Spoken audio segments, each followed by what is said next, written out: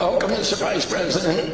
And I want to thank everybody here for taking this day to convene such an extraordinary group of people, a really unprecedented caliber of people who are in this room today.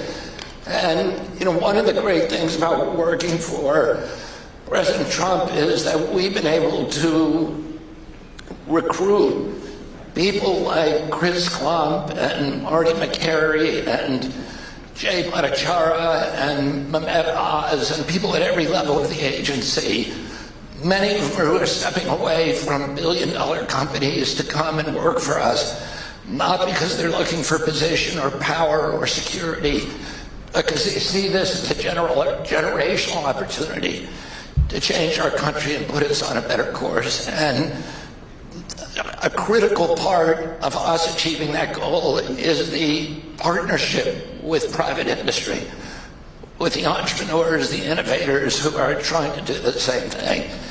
And you come out of that tradition. You really have an extraordinary life. But how do you see that in other parts of the government, this partnerships that we've been able to make with private industry?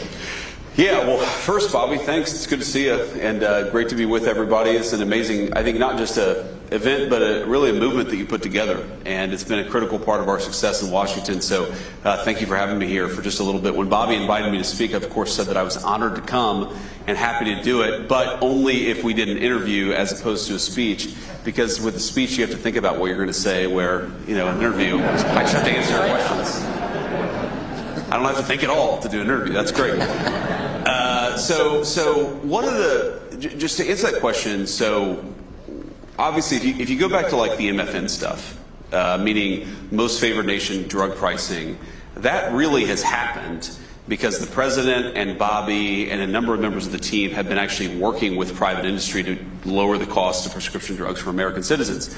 Now, it would be great if we could get congressional Democrats to actually do something meaningful with us. Because you would think, you think Democrats, they like to say that they're for the working people against the big pharma companies. So you would think that legislatively they would want to work with us, but it's actually been hard to get them to work with us. So we've had to sort of go outside of the system and work with private industry to do some of this stuff. And I think you guys have done an incredible job with that. But if you look at a lot of our most important health initiatives, they have come through partnership with private industry in some form or another. And I also think that there's a mindset shift where you mentioned some of the people like Marty, like Jay, who have been such a critical part of what you've been doing. The thing that I love about the team that Bobby has put together is, yes, a lot of them have a sort of private sector mindset. They just want to get things done. They don't care about the bureaucracy or sort of, they don't care about all the people saying no in government, because as Bobby and I have learned, there are a lot of people saying no, you're not allowed to do that, or no, you shouldn't do that. And we just have to punch through that in order to achieve results for the American people. But I also just love that Bobby has put together a team of people who are not terrified to think about things in new and interesting ways.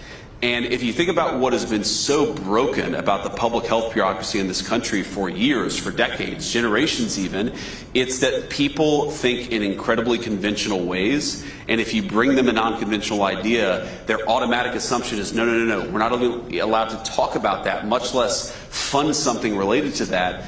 And I think it's maybe the most important thing of all the specific initiatives that you guys have worked on effectively. The most important thing is that your team is willing to ask questions that people in government haven't been asking in a long time. And if you think about how unhealthy the American population has gotten over the past 20 or 30 years, you're not going to fix that problem unless you have people at the table who are asking different questions than the ones that were asked 20 years ago. Yeah, I mean, that's one of the interesting things about working with this president is that, we're coming into these bureaucracies that have constructed these orthodoxies, and it's just a series of very narrow Overton windows. Absolutely. You're not allowed to bring the conversation out of that, or you get destroyed. That's right. And now we're working for a president who just takes a bulldozer to Overton windows and does... that like shocks us every day, and then we go, okay, well, That's exactly right. That is a good summary of Donald J. Trump, is that he takes a bulldozer to Overton windows every single day. But it had to happen. It just had to happen. And if you look at so many of the things that are happening on the public health side, I mean, one of the criticisms that Bobby will always get, and I always think it's such bullshit, excuse my language, I'm not sure if I'm allowed to say that. It's probably covering, I apologize to everybody who's watching live on Fox News. Hopefully they were able to bleep that out. But anyway, is sometimes there's this attack where people say, well, this or that conclusion is not supported by the science, or this or that conclusion is a conspiracy theory. And science, as practiced in its best form, is that if you disagree with it, then you ought to criticize it, and you ought to argue it against it, but you can't shut down the debate. And that really is, if you look at all of the big public health debates that we've had in this country over the last 20 or 30 years, it doesn't bother me that they disagreed with something that I believed or disagreed with something you believed or any of you. It's that they tried to silence the people who were saying things that were outside the Overton window. And as we found out the hard way over the last few years, it was very often the people who were outside the Overton window who were actually right, and all the experts were wrong. Yeah.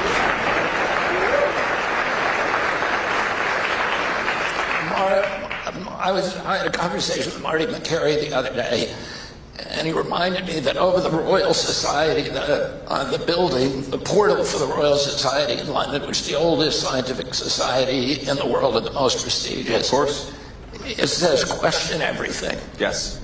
And that is, that's what science is. It's recognizing that convention is often wrong, and that the people who make advances on science almost 100% of the times are people who are willing to challenge orthodoxies and advance heterodoxies and talk about new ways of thinking. And that, these very ossified bureaucracies that now make up the so-called medical establishment are fortified against that kind of change. That's absolutely right. And I mean, to put a slightly different spin on it, a lot of the times the people who are discovering things interesting and new are a little weird, right? I mean, American society for a very long time had a willingness to accept unconventional, slightly odd people inside some of these industries, inside some of these bureaucracies. I mean, I've been reading a lot in the past couple of weeks about von Neumann, the Hungarian scientist who came to the United States and was very important in the Manhattan Project.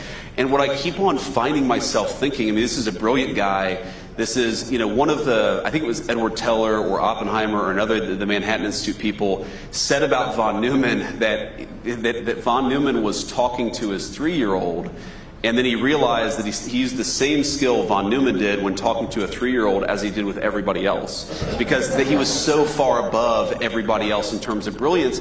But then you read about this guy, and I think to myself, half of the shit that this guy said would have gotten him canceled, or would have gotten his career ruined, or would have had his life ruined. There is no way that this country is going to advance unless we're comfortable with people who are willing to challenge orthodoxy. And that's what I think got so broken, not just about the scientific bureaucracy, but probably it was worse in the scientific area than in most other places, is we've got to be comfortable challenging some of these old orthodoxies. And part of that is welcoming people who are a little unusual, because unless you do that, like, you're not going to solve America's problems with McKinsey consultants who say everything the right way all the time. No offense for the McKinsey consultants, because many of whom are very brilliant people, but you need the consultant mindset.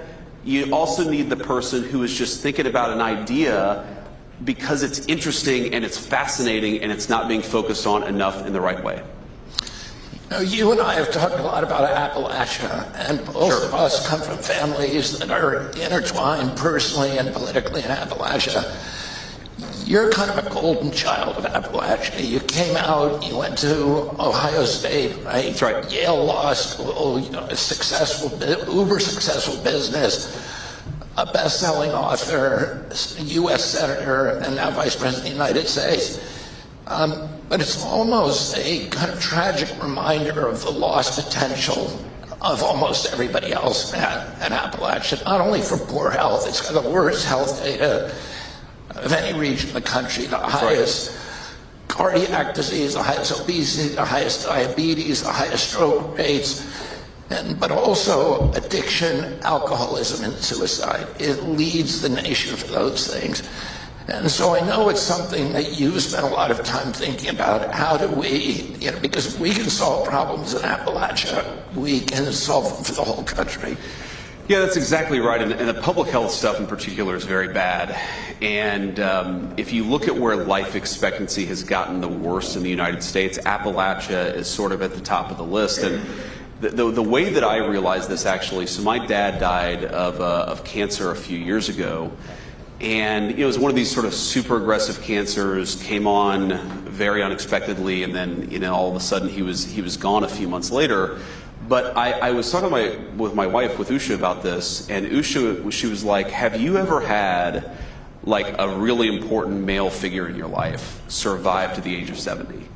I'm looking and it's like, okay, my grandfather died at 67 from a very preventable illness, but 67 from a very preventable, very treatable illness. I think all of my aunts or all of my uncles, and not a single one of them that I could think of made it to 69. Maybe one of them made it to 70 or 71. And it kind of hit me that if you grow up in Appalachia, you are used to losing the people that you love very, very early on. And you want to talk about like populism, and you want to talk about people being pissed off. Well, yeah, people are pissed off when they don't have good jobs. And people are pissed off when things disappear and move overseas. And people are pissed off when they feel like, other countries are being prioritized over the United States of America. And all of that is part of the populist resentment of the past 20 or 30 years in American politics. You know what really pisses people off? When they realize that their loved ones are dying much sooner than everybody else. And that is a big part of the story of what's going on in Appalachia, and why I think so many people in Appalachia feel left behind. I mean, my story, obviously, it's been, like you said, I'm like the golden boy. Things have just worked out for me in this really incredible way. I feel so lucky and so grateful for it.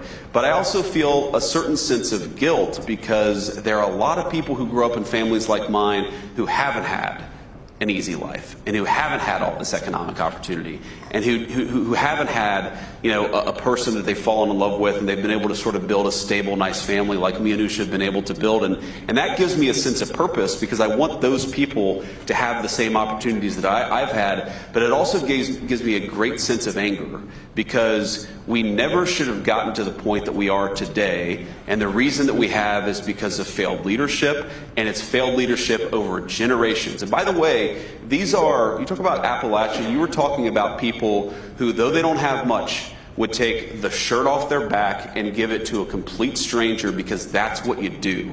If you go back to America's biggest wars, World War I, World War II, Vietnam, which are the counties that filled their draft quotas with volunteers instead of with draftees? It's very often the parts in deep Appalachia where you've got grinding poverty, but you've also got this incredible love of country.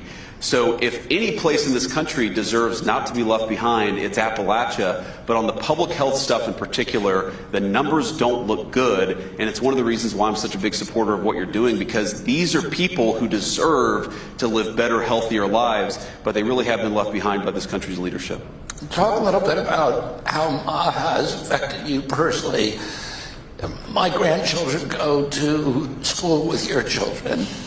And the MAHA, I think, has gotten a lot of people thinking about how they raise their kids, what they feed them, et cetera, how they go shopping. And then maybe to talk a little bit about the political impacts of MAHA.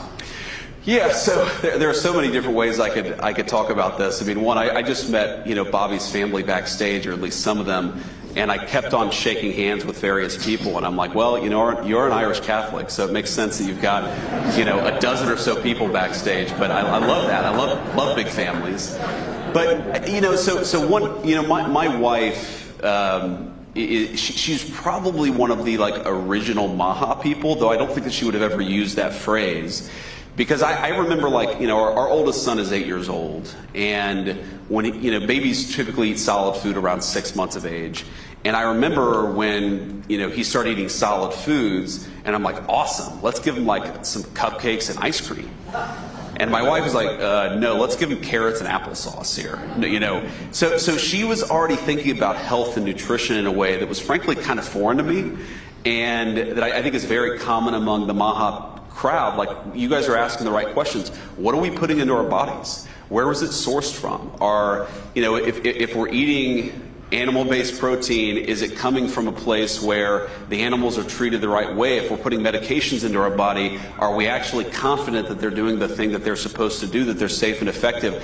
I just think this whole thing is about asking very critical questions about what we're putting into our bodies, into the bodies of our kids. And it's really affected me in a very profound way, and how I think about my own nutrition, about particularly how I think about what my kids are taking. And, I'm like one of these crazy people. The one way in which I'm more instinctively MAHA is that if I have a back sprain, or I slept, weird, and I woke up with back pain, I don't want to take ibuprofen. I don't like taking medications. I don't like taking anything unless I absolutely have to. And I think that's another MAHA style attitude. It's not anti-medication, it's anti-useless medication. We should only be taking stuff, we should only be giving our kids stuff if it's actually necessary, safe, and effective. And I think that's an attitude that's really beneficial to the entire country, because we do have, you've talked about this as eloquently as anybody, we do really have an obesity epidemic in the United States of America. I think a big part of that is not asking where our food comes from. We really do have medications that I don't think, maybe they're not solving the chronic disease epidemic. Maybe some of them are even causing the chronic disease epidemic. We've got to be asking more critical questions about what we're putting into the bodies of our kids. And I don't think we were doing that until this movement came along. The job of the vice president has been called the worst job in the country. and I think we're out of time, ladies and gentlemen. I think for some vice presidents that's been true. And I know that President Johnson, during my uncle's tenure, felt that he'd been sidelined, and I think Spiro Agnew and Gerald Ford felt the same way with Nixon. But then you had presidents like, you had Vice President like Dick Cheney, who seemed to be actually running the country, and then you had these, relationships with... Not very well, it turns out. We agree with that. But Al Gore and Bill Clinton and Mondale and Carter, who had close personal friendships, you have an amazing job because you have a president who clearly puts tremendous faith in you. He relies on you. He's given you an extraordinary retinue of responsibilities. Talk a little bit about how your relationship with the president has evolved. Yeah, that's a great question. It's clear to all of us in the cabinet how much affection that he has for you and how much he relies on your wisdom. Well, it's interesting. You're exactly right that the job of vice president is incredibly contingent on the president that you're serving under. And you could have a president who effectively just passes off big swaths of responsibility. You could have a president who delegates. You could have a president who has no trust in their vice president, Kamala Harris, and so it doesn't go very well for that particular vice president. But I think there are two ways that I try to think about my job with the President of the United States. Number one, he requires honest counsel. In other words, if I have an opinion on something, whether I agree or disagree with the administration position, it's really, really important that I talk to the president about it. He doesn't want yes men, and I think it's one of the reasons why you guys have a great relationship, is because you're always thinking about how can I actually give the president the best counsel. But then the second thing is, when the president makes a decision, your job is to execute. It's not to run to the papers and say, well, actually, I disagreed with this decision, or run to the Congress and badmouth the administration. It's to execute. And I think the reason why the president has trust in me is because, yes, I absolutely tell the president what I think about a given issue, but I also recognize I'm the vice president, he's the president, and when the president of the United States makes a decision, it's time to go and get it done. And I think in part because I get things done, right? I mean, sometimes Congress doesn't cooperate. Sometimes the private sector doesn't cooperate. I'm not saying any of us have a batting average of 100, but what I think all of us who've earned the president's trust do is that when the administration makes a decision, when he makes a decision, we actually go out and get it done. And that's why this job has been so empowering for me, is because the president trusts me. He knows I'm going to give him honest counsel. He knows that if he asks me to go get something done, I'm going to try my best to actually go and do it. And that's why we have a good partnership. I think it's why the administration has been so effective this time around, is because there are a lot of people with a very wide diversity of opinions, but we get out there and we try to do the best job for the American people and the President of the United States. And because of that, there's a lot of trust and there's a lot of affection in the cabinet. I mean, you've seen this. I've seen this. But when we're sitting in there and the cameras are off and we're just talking about an issue, there is a deep level of affection and trust between all the senior members of the team. I don't know how it's possible to do this job without it, but I know it's why we've been so successful the past 10 months. Now we've come to the lightning round. Great. Marine Corps workout or Pete and Bobby challenge? That's tough, man. So it's. I would say Marine Corps workout, especially for me. The one thing, so I can do like 5 dead hang pull-ups.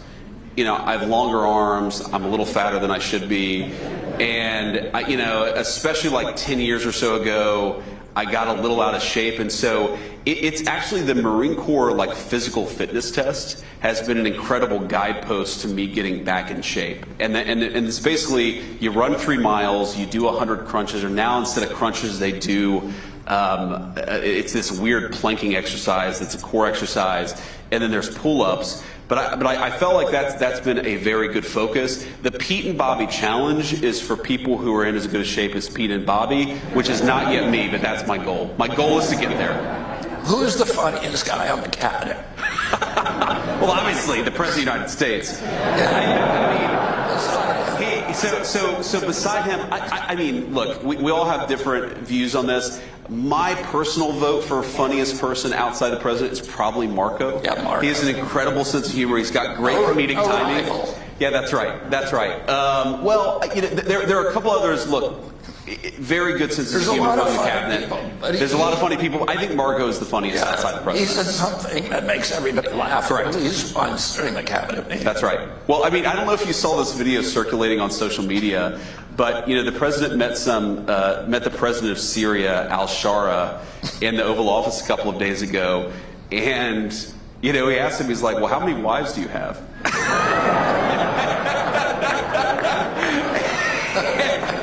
And it's just like, oh, what an amazing question. Amazing comedic timing. There are layers to it. There's like a meta humor to it. It's just anyway, but we got a lot of good humor in the cabinet. One of the funniest moments in any cabinet meeting, President Trump had them bring in a full-size picture of himself with Putin, and when they were in Hawaii, and he's very tall and Putin was very short. Putin came up to about here, and he said, "You know what I said to him?" He said, "I've had it up to here with you."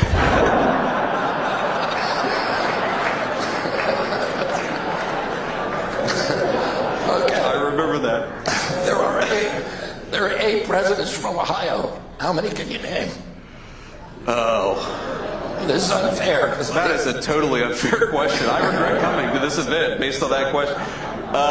Okay. None of them, well, with one exception. Okay, so obviously U.S. Grant. I have a particular affinity for him. Both of us have beards. Rutherford B. Hayes. Good. Was Cleveland, Ohio, or is it somebody else? I don't think Cleveland was. Okay. The problem is a lot of the Ohio ones are frankly the range of presidents where nobody can name them. Yeah. Right? So it's like most people can like go up to Jackson, and then they know there's sort of Lincoln and Grant, and then there's like a black hole of presidents. Those are the Ohio presidents. Please don't judge my home state because it was just it was a different time in the country. So the answer is apparently 2. Did you read Chernoff's biography of Grant? I did. Incredible. One of my best friends actually gave it to me 4 or 5 years ago. Incredible book. It is. And he was an incredible guy. Why did you fall in love with Grant? Absolutely. And people, he was attacked after he died by a lot of his political opponents. A lot of what I learned in grade school and high school history about Ulysses S. Grant is actually fake. He was a great general. He was also a great president. Thank you very much, Mr. Vice President. Thank you, guys. Thanks, Bob.